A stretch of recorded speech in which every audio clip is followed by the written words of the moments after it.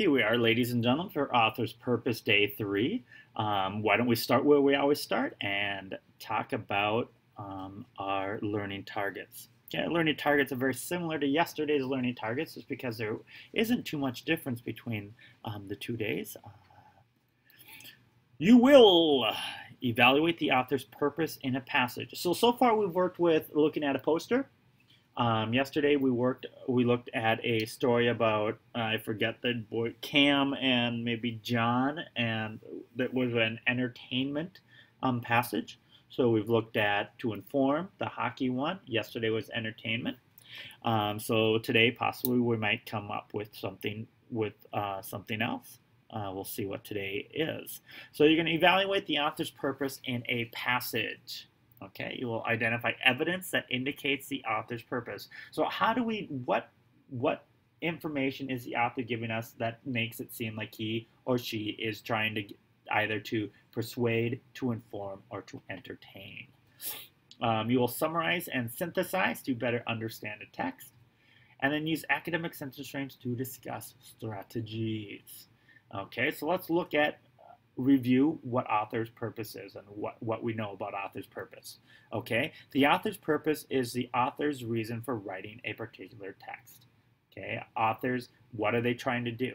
Are they trying to give information? Are they trying to teach you something? Are they trying to make you laugh? Whatever it might be, that's what we're looking for. Okay, the author's purpose may be to inform, to entertain, or to persuade.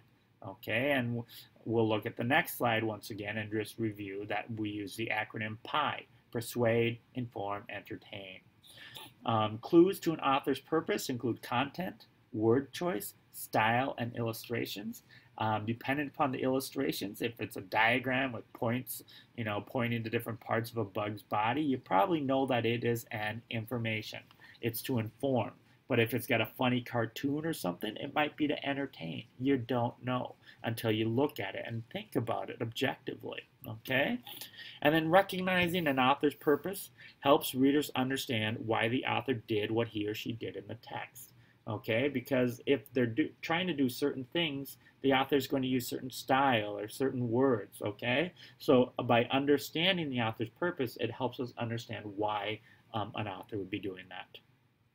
Okay, the aforementioned chart, I guess, when we talk about author's purpose, and we want to answer the question, why did the author write the story? Remember, it is as easy as pie to persuade, inform, or to entertain. Persuade, the author tries to get you to do something or believe what he is saying. Inform, the author gives you information about a topic.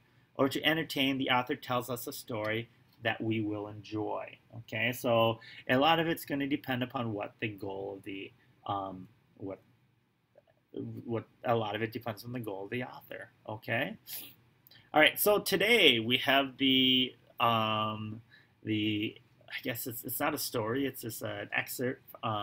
Cheap Land, and we're going to practice reading and evaluating the author's purpose in a text. Remember to use what you've learned. You can summarize and synthesize the text to help you understand. So what I'd like you to do right now is to pause the video and just take some time and read this article. If you can't read it on the screen, know that it is in your packet. And as you go through, what you want to do is any evidence that you have, you might want to jot that down.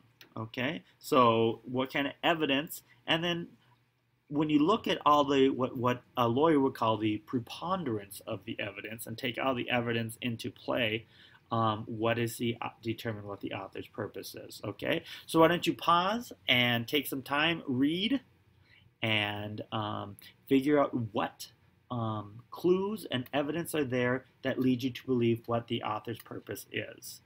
When you are done, you can restart the video, and we'll check and see if your evidence and author's purpose match my evidence and author's purpose.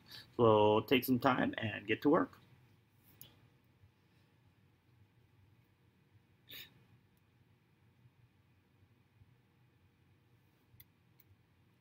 All right, hopefully you are back after working on the evidence aspect of it and the author's purpose aspect. So let's look and see kind of what I came up with. For evidence, the author uses many exclamation marks. Rich farming lands, Union Pacific Railroad, 12 million acres, 3 million acres in the central and eastern Nebraska in the Platte Valley now for sale. Okay. Sentence uses the word entice, which means to attract by offering something wanted. Enticing is a way to do something. Poster uses appealing words and phrases such as rich farming land, wealth, world's highway, and home to create excitement and good feeling about the land. So hopefully you look at that and if you want to entice someone, if you want to say that it's so great, it's got rich farming land and lots of wealth and world highway and home. Okay, they're trying to create some excitement about the land, and if they're trying to create some excitement about the land, then the author's purpose, well, the author is trying to persuade, and they're trying to persuade people to come and live in Nebraska. Okay, so hopefully you got that. Okay, all right. So we've talked about to inform, we've talked about to entertain, and now we have talked about to persuade. All right. Let's just review author's purpose. The author's purpose is the author's reason for writing a particular text. The author's purpose may be to, and I'm just going to switch it here, to persuade, to inform, or entertain, depending. Clues to an author's purpose include content, word choice, style, and illustrations. One of the things that we looked at in this last one is the word choice. And specifically, we looked at the punctuation. It seemed like hey, everyone, look over here, it's awesome. Like a car sale or something commercial. Okay? And then recognizing an author's purpose helps readers understand why the author did what he or she did in a text, okay? And that's important. So remember that every fiction and nonfiction text you read has a purpose. Look for the author's purpose today when you read in small groups. Summarize and synthesize to help you figure out the author's purpose. So why don't you take some time right now and answer the discussion questions in your packet for Unit 8, Grade 1, Week 1, Day 3. Again, Unit 8, Week 1, Day 3. Okay, and the questions were, what is the author's main purpose in most textbooks and other nonfiction books? What purpose would an advertisement have? Explain. And what purposes might a newspaper article have? How does determining the author's purpose help you understand an article? All right, that's all I got. So get to work, and we'll talk to you in a bit.